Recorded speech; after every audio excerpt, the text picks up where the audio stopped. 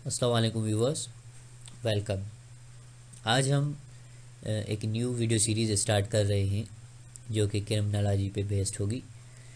ये C S S B C S और उसके अलावा generally criminology as a subject के हिसाब से भी हम इसको देखेंगे।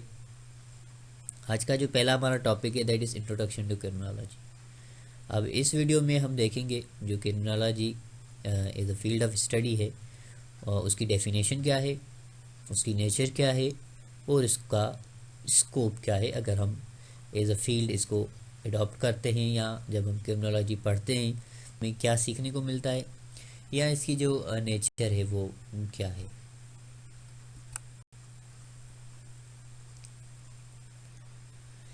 सबसे पहले है डेफिनेशन ऑफ क्रिमिनोलॉजी।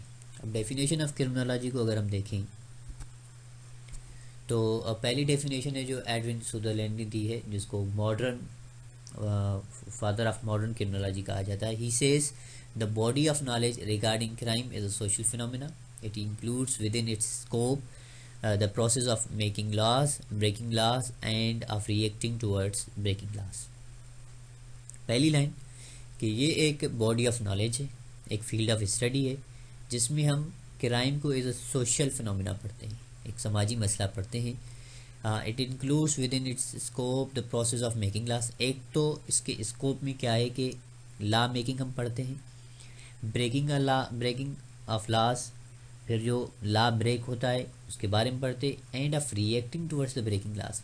फिर अगर कोई बंदा एक लॉ को वायोलेट करे फिर उसके तरफ रिएक्शन कैसा होना चाहिए।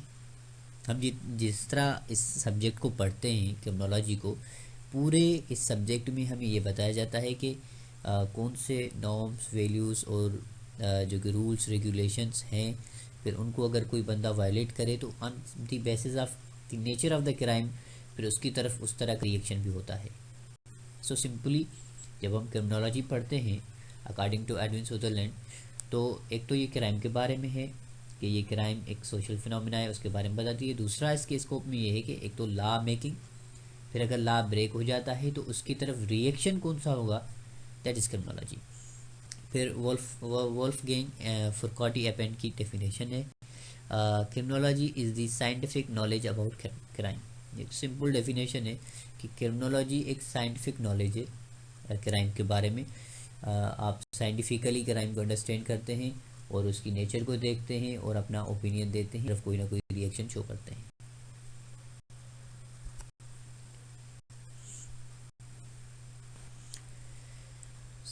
Now scope of criminology. Criminology का स्कोप क्या है, अगर as a field of study हम इसको ऑप्ट करते हैं या इवन इंडिविजुअली अगर हम इसको पढ़ते हैं तो इसमें हमें क्या मिल सकता है। Has a big scope as it helps in understanding why people commit crime. पहली बात तो ये हमें ये सिखाता है कि लोग जो क्रिमिनल एक्टिविटीज़ में इन्वॉल्व होते हैं उनकी क्या वजह है। सोसाइटी का मसला है, लॉ इतना स्ट्रॉन्ग नहीं है, पॉवर्टी है, या बायोलॉजिकल ट्रेड से जो इंसान को नेचुरली क्राइम की तरफ अट्रैक्ट करता है, या कोई कंपल्शन है, या कोई बंदा किसी प्रेशर में आके कोई क्राइम कर रहा है।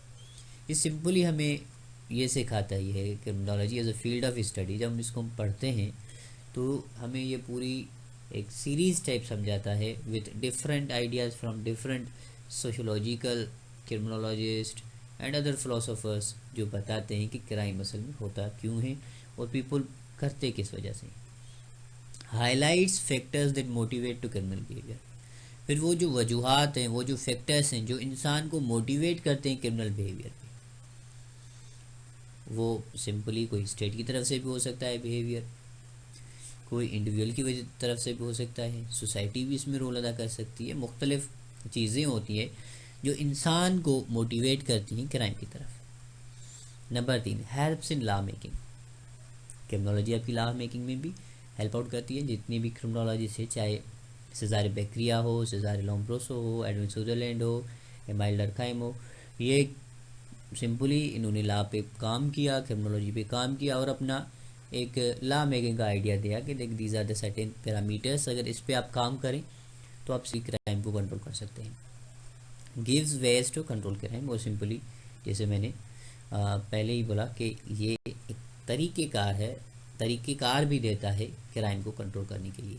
सो सिंपली इसका जो स्कोप है क्रिमिनोलॉजी का बड़ा है, आपको हिस्टोरिकल वेज भी बताता है क्राइम के बारे में, रफ क्राइम भी बताता है, और उसके अलावा जो टोटली पैरामीटर्स है क्राइम से रिलेटेड चीज़ों के, उन सबको आपको अंडरस्टैंड करने में हेल्प आउट करता है, और अपना एक फिलोसॉफिकल वे भी देता है अंडरस्टैंडिंग क्राइम।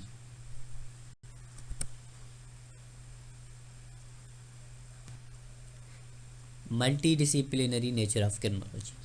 अब देखेंगे कि क्रिमिनोलॉजी की क्या मल्टी डिसिप्लिनरी नेचर भी है, मतलब नेचर ऑफ क्रिमिनोलॉजी सिंपली देखेंगे कि उसकी नेचर में कौन कौन सी चीज़ें आ जाती हैं। Criminology is a multi disciplinary field of study that involves in its scope the connection with sociology. एक तो ये सीधी सी बात है, criminology as a field of study multi disciplinary है। डिसिप्लिन कहते हैं किसी भी फील्ड ऑफ स्टडी को, मल्टी मतलब बहुत सारे फील्ड से इसका ताल्लुक है। सोशोलॉजी से तो डीप ताल्लुक है इसका, साइकोलॉजी से भी है, फोरेंसिक साइंस से भी है, क्रिमिनल जस्टिस सिस्टम से भी है। जब आप क्रिमिनोलॉजी पढ़ते हैं तो उसमें जो एमाइल डार्कहाइम पढ़ते हैं या उसके अलावा अदर्स क्रिमिनोलॉजिस्ट पढ़ते हैं, ये असल में सोशोलॉजिस्ट हैं, वो सोशलॉजी पे काम करते हैं। और जब उनकी जो हम थ्योरीज़ पढ़ते हैं तो उनमें हमें क्रिमिनोलॉजी से रिलेटेड चीज़ें मिलती हैं, या उनके आइडियाज़ मिलते हैं लोगों के क्रिमिनल एक्टिविटीज़ में इन्वॉल्व होने के लिए वजूहात वो बताते हैं। तो जब आप क्रिमिनोलॉजी पढ़ेंगे तो सिंपली आप सोशोलॉजी को भी टच करेंगे, साइकोलॉजी को भी पढ़ेंगे, क्योंकि साइको एनालिटिकल रीज़न से क्राइम इन्वॉल्व होने की सिगमंड फ्राइड के कॉन्सेप्ट हैं कि why people involve in criminal activities. उसके अलावा फोरेंसिक साइंस के बारे में आप पढ़ते हैं, क्योंकि इन मॉडर्न टाइम जो क्राइम की वेरिफिकेशन होती है या आइडेंटिफिकेशन होती है तो उसमें फोरेंसिक साइंस का बहुत बड़ा किरदार है। फिर क्रिमिनल जस्टिस सिस्टम आप पढ़ते हैं, और to understand your criminal justice system you have to compare it with other countries criminal justice system, और इन सारी चीज़ों को अमलगमेट करके आप अपनी इस सब्जेक्ट को अंडरस्टैंड करते हैं और इस पर काम करते हैं।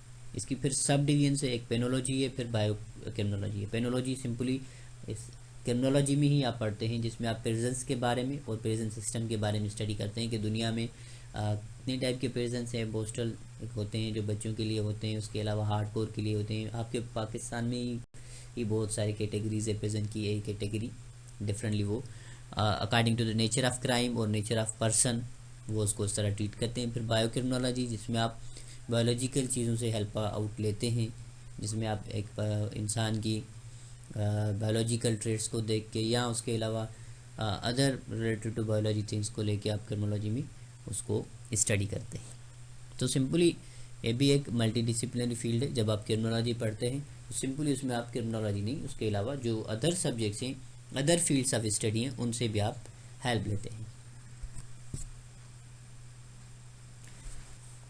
So thank you very much. Goodbye till next time. So I would soon inshallah come with another lecture, और ये सीरीज़ इंशाल्लाह कंटिन्यू रहेगी। And good bye till next time, see you soon.